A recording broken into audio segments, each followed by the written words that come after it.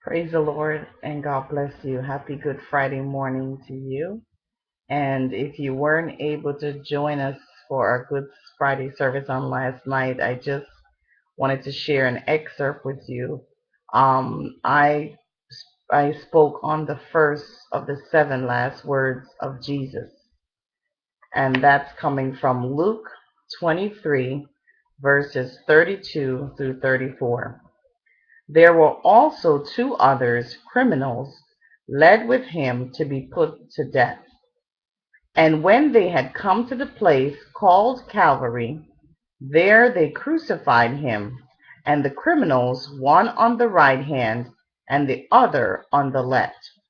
Then Jesus said, Father, forgive them, for they do not know what they do. Father, forgive them, for they do not know what they do, are 11 power-packed affirmative words. Forgive is one, a verb, an act of forgiving or pardon. Two, a willingness to forgive. A letting go of an offense released from legal or moral obligation. B, to cancel a debt. The noun forgiveness, in my opinion, is an arrow, tool, or a weapon of mass destruction against the spirit of unforgiveness. Do we forgive and forget? Or do we forgive but still remember the wrong done? When you choose to forgive, you release three people: the offender, you, and God to act on your behalf. You have to sometimes give up your right to be right. We may wonder how many times we have to forgive.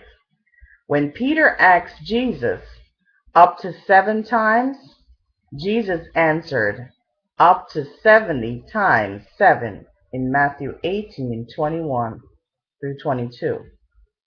Forgiveness is God's grace in action through us.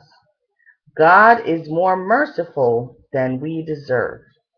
Forgiveness is the opposite of revenge. In the Lord's Prayer, Matthew 6:12, forgive us our trespasses as we forgive those who trespass against us. They do not know what they do. Their actions were done in ignorance. Jesus was not concerned about the reason for their ignorance. He was more concerned about their redemption and salvation.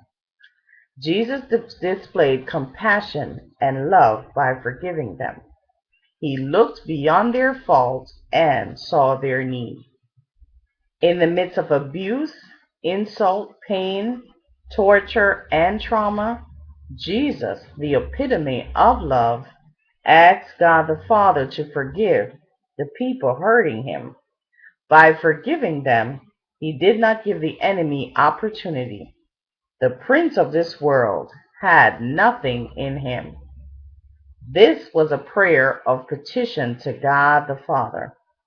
Jesus was interested in the harvest of souls, therefore he showed love and affection. Jesus, in praying for his enemies, show us that he is both the sacrifice and the priest.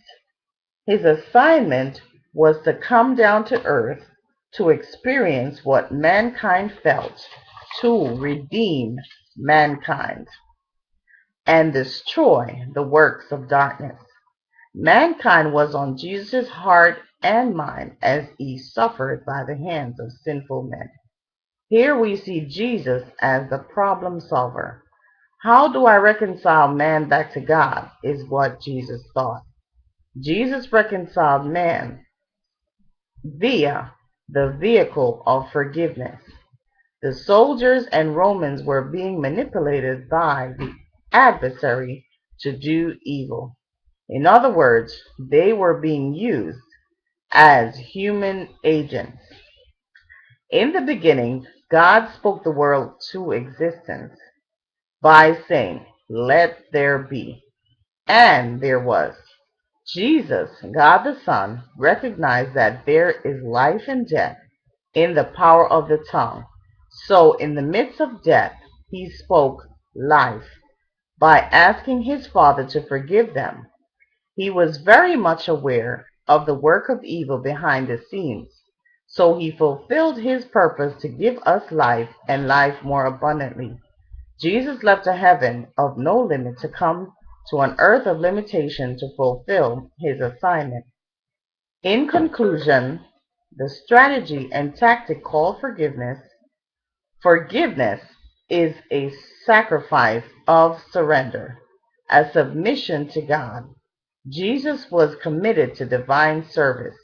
He denied himself. He was more focused on having heaven's approval. Jesus chose to forgive, and this resulted in empowerment and endurance of the cross. I give myself away, a selfless service to God. When you forgive, you engage in the power of exchange. Even though Jesus had the authority and power on earth to summon 10,000 angels, 10,000 warring angels, he chose to forgive and love mankind instead. Well, I pray that you were truly inspired by the words on today, and God bless you.